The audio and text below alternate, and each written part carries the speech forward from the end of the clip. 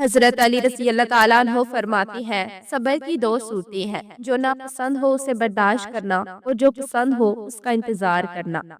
اگر آپ کسی کو پسند کرتے ہیں تو سب سے پہلے اسے ایک چاکلیٹ گفٹ کریں۔ ایسا کرنے سے آپ کا ریلیشن شپ مضبوط بنے گا۔ مانگنے والے کو دنیا دیتی ہے اور دینے والے کو اللہ پاک دیتا ہے۔ جب چاہت کے پھول بوئے جاتے ہیں تو ان میں کانٹوں کی چھن بھی سہنا پڑتی ہے۔ جب سوئی حرکت کرتی ہے تو اس سے خوبصورت کپڑے بنتے ہیں، اور ہر تکلیف دہ چیز کا مقصد برا نہیں ہوتا۔ خود کو آباد رکھیں، مرجھائے پھولوں کا کوئی خریدار نہیں ہوتا۔ جو خود کی قدر کرنا سیکھ لیتا ہے، دنیا خود بخود اس کی قدر کرنے لگتی ہے۔ معجزے ہوتے ہیں، دعائیں سن لی جاتی ہیں، زخم بھر دیے جاتے ہیں، دل جوڑ دیے جاتے ہیں، کن فرما دیا جاتا ہے۔ صرف ایمان، توکل اور صبر کی بات ہے۔ ہماری خواہشیں دل کے باغیچے میں اڑی ہوئی تتلیاں ہیں، جن کے رنگ کچے اور عمریں مختصر ہوتی ہیں۔ آپ کا بوجھ آپ کی پیٹھ کے علاوہ کوئی نہیں اٹھاتا، باقی صرف کہانی جاننا چاہتی ہے۔ صلہ ہارے ہوئے کی، تجربہ جیتے ہوئے کا، اور دماغ خود کا انسان کو کبھی زندگی میں ہارنے نہیں دیتا۔ زندگی میں پیسہ ہی سب کچھ نہیں ہوتا۔ پیسہ آسائشیں تو خرید سکتا ہے، لیکن سکون اور خوشیاں نہیں۔ جن سے محبت ہو جائے ان سے رنگ روپ اور خوبصورتی کے شکوے نہیں کیے جاتے۔ بانو قدسیہ کہتی تھی کہ میں نے محبت کو محلوں سے زیادہ جھونپڑیوں میں بستے دیکھا ہے۔ اچھے لوگوں کو ٹھوکر مارو گے تو وہ ٹوٹیں گے نہیں، لیکن پھسل کر تمہاری زندگی اور پہنچ سے بہت دور چلے جائیں گے۔ اپنی زندگی کا ساتھی احتیاط سے منتخب کریں، کیونکہ اس ایک فیصلے پر آپ کی خوشی یا غم منحصر ہے۔ عورت کی سب سے بڑی قربانی ہر ناجائز بات پر خاموش رہنا۔ لیکن عورت جب صحیح بات پر بولے تو ہر کسی کو اس کا لہجہ تلخ لگتا ہے۔ آپ کا سب سے بڑا سرمایہ وہ لوگ ہیں جو آپ کی غیر موجودگی میں اپنے رب سے آپ کے لیے خیر طلب کرتے ہیں۔ اتنی آسانی سے ہار مت مانو، آپ کو نہیں پتا اگلے لمحے کیا ہونے والا ہے۔ معجزے روز ہوتی ہیں، بہت کم لوگ ایسے ہوتے ہیں جو آپ کو آپ کی غلطیوں سمیت قبول کرتے ہیں، ورنہ لوگ تو غلطی دیکھ کر اپنا رستہ بدل لیتے ہیں۔ اپنی جسمانی طاقت اور دولت پر کبھی بھروسہ نہ کرنا، کیونکہ بیماری اور غربت آنے میں دیر نہیں لگتی۔ ایسے لوگوں کو اپنی ترجیحات میں کبھی شامل نہ کیجیے جو آپ کو تب میسر ہوں جب ان کو کوئی اور میسر نہ ہو۔ ہر لڑکا یہ نہیں چاہتا کہ بہن رات کو کسی لڑکے سے بات کرے، پر ہر لڑکا رات کو کسی اور کی بہن کے ساتھ بات کرنا چاہتا ہے۔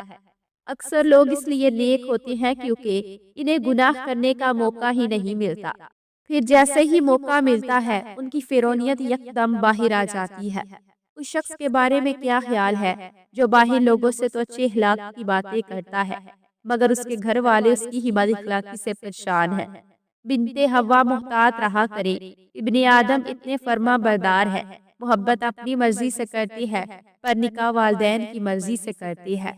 محبت تو نام ہی قربانی کا ہے۔ اگر آپ محبت میں اپنے آپ کو قربان نہیں کر سکتے تو اپنے جذبے کو کوئی بھی نام دے، پر محبت نہ کہے۔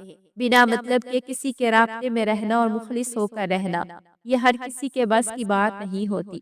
یاد رکھیے، عزت دار ہونا مشہور ہونے سے کہیں زیادہ بہتر ہے۔ زندگی میں زیادہ مذاق مت کیا کرے، کیونکہ زیادہ مذاق انسان کو ہلکا اور بے حیثیت کر دیتا ہے۔ اچھے دنوں کے انتظار میں ہم ساری زندگی گزار دیتے ہیں، اور پھر پتہ چلتا ہے کہ جو گزر گئے وہی اچھے دن تھے۔ سوتے ہوئے شوہر کا ماتھا چومنا محبت کرنے والی بیوی کے پیار کی ایک خوبصورت ادا ہے۔ جس انسان میں حیا کم ہو جائے تو اس میں پرہیزگاری بھی کم ہو جاتی ہے۔ جو انسان زیادہ باتیں کرنے کا عادی ہو، اس کی عزت زمانے میں کم ہو جاتی ہے۔ جاہل صرف وہ نہیں ہوتا جو تعلیم یافتہ نہ ہو، جاہل وہ بھی ہوتا ہے جس نے ڈگریوں کے ڈھیر لگا رکھے ہو، مگر اپنے ظرف میں وسعت، لہجے میں نرمی اور طبیعت میں انکساری نہ پیدا کر پایا ہو۔ پریشان نہ ہو، وہ جو پتھر سے پانی نکال سکتا ہے وہ اپنے بندے کے لیے بہترین راہیں بھی نکال سکتا ہے۔ اگر کسی کی مسکراہٹ آپ کے وجود سے وابستہ ہے تو یقین جانیے آپ کا وجود قابل رشک ہے۔ آپ اللہ پاک کے خاص بندے ہیں۔ ہر انسان کے تین چہرے ہوتے ہیں۔ پہلا چہرہ جو آپ دنیا کو دکھاتے ہیں، دوسرا چہرہ جو آپ اپنے خاندان دوستوں کو دکھاتے ہیں، اور تیسرا چہرہ جو آپ کسی کو نہیں دکھاتے وہی آپ کا اصل چہرہ ہوتا ہے۔ کڑوی زبان والے کا گڑ بھی نہیں بکتا اور میٹھی زبان والے کی مرچیں بھی بک جاتی ہیں۔ سیانے کہتے ہیں گھوڑے کے قریب پیچھے سے نہیں جانا چاہیے اور بیل کے قریب سامنے سے نہیں جانا چاہیے، لیکن جاہل کے قریب کسی بھی سمت سے نہیں جانا چاہیے۔ لہجے اور الفاظ کی خوبصورتی وہ خصوصیات ہے جو آپ کو اندیکھے انسان کا دیوانہ بنا دیتی ہے۔ دنیا میں ہمارا حقیقی مقام وہی ہے جس کا اظہار لوگ ہماری غیر موجودگی میں کرتے ہیں۔ دعا کو دعائی کی طرح نہ سمجھے، بیماری یا مصیبت یاد آئے بلکہ دعا کو ہوا کی طرح سمجھے جس کی ضرورت ہمیشہ رہتی ہے۔ حیا کا جب بھی ذکر ہوا تو ہمارے معاشرے میں ایک ہی سوچ میں صرف عورت کی ذات ہی آتی ہے، جبکہ حیادار ہونا مرد پر بھی اتنا ہی لازم ہے جتنا کہ عورت پر۔ کیا کبھی کوئی گلاب سے اس کی خوشبو چھین سکتا ہے؟ کیا کبھی کوئی کوسے قضا سے اس کے رنگ چھین سکتا ہے؟ کیا کبھی کوئی ستاروں سے ان کا نور چھین سکتا ہے؟ تو پھر ہم یہ بات کیوں نہیں سمجھتے؟ ہمارے مقدر میں جو کچھ لکھا ہے وہ ہم سے کوئی نہیں چھین سکتا۔